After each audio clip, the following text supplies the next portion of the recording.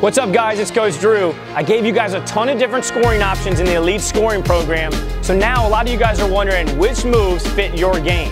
I kind of want to talk about the process of determining which moves you should work on so that you can lock in and have a go-to move that's reliable and you can count on it in games.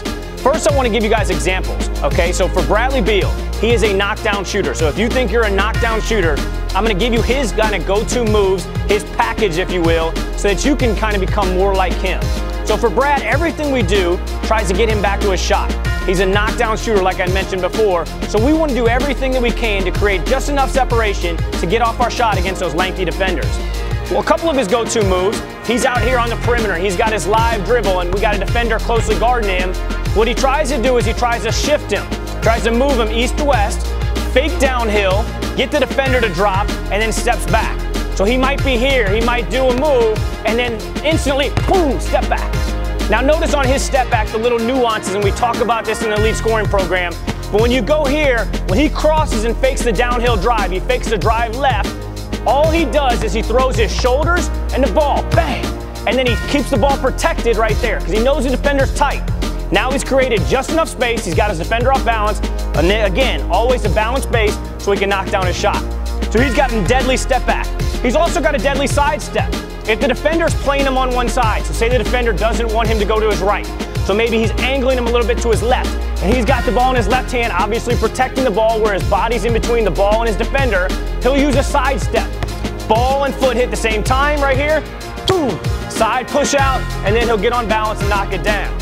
Those are two great moves. He also has a move where if he's just sitting here floating, defender's kind of relaxed because Brad's relaxed right now, he'll quickly push out to the side, get on balance and knock it down.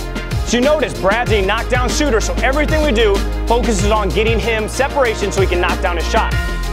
Now Zach LaVine, completely different player. Zach is one of the most athletic human beings on planet Earth. Everything that he likes to do is changing speeds and being shifty. So for Zach, he uses a lot of shifts. Ball going one way, getting his defender leaning and reacting. Because as soon as Zach sees a little kind of hesitation by his defender, he can take advantage and get downhill. So let me talk about Zach's go-to package. The first one is a misdirection step, basically a crossover jab, where the ball goes one way, body goes the other way. Because if he gets his defender even blinking or thinking in one direction, he's going to be able to take advantage of that, use his athleticism, and get downhill in the opposite direction. So if I'm right here, it might be cross, jab, bang, and now he's gone. Obviously, you guys have seen what his capabilities are at the rim. He's going to put a poster on that secondary defender. If he's right here, another one that he likes to do is where he shifts. So ball goes one way, body goes another way. Might be between a leg shift, and then he reads his defender. If the defender slides with him, boom, it's quick, and he's downhill in the opposite direction. If his defender doesn't react, it's just quick, boom, over top, and now he's downhill in the opposite direction. Either way, they can't play him like that because he's too fast, too athletic, and he has the ability to read his defender. So if you're a quick, shifty player, make sure that all your moves are quick, deceptive, and make sure that you knock down the reads so that every single time you know which way to go. Now, if you go to a Jordan Clarkson, Jordan is super athletic, not maybe as athletic as Zach at the rim, but his feet are so good. He's really, really good with his feet. So what we want to do with him is do a lot of deceptive moves with his feet. So Jordan's package includes a push-out stunt, push-out cross, where he goes here, push, cross. Notice, he's beating him with his feet.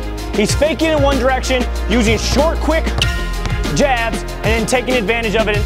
Now he also has counter moves. So it's here, push, stunt, and attack. Those are the Jordan Clarkson package. Anything that involves short, choppy steps. And then finally, you get to a guy like Langston Galloway. Langston Galloway is really deceptive, but he's super, super smart. He might not be the fastest guy in the world, but he knows how to take advantage of bad defenders. Langston's package includes a lot of East-West moves, meaning what he does is he tries to use crossovers where he fakes one way, fakes another way, and then crosses over. So he might fake, fake, cross. It's a great move because now he's faking one way, faking another way, and coming back. Langston does a lot of things off the live ball too, just like Jordan and Zach do, where he tries to just make a float or a shift and then read his defense and then get downhill. What I would recommend is figure out what you want to do. If you want to finish at the rim, do a lot of moves that help you get by your defender. If you want to finish in the mid-range, work on a lot of separation moves. If you want to be like Brad Beal and knock down threes, work on a lot of step backs and side steps or bump offs so you can create space for your shot. Whatever your strength is in your game, make sure that your moves match it so that you have go-to moves that are reliable in games.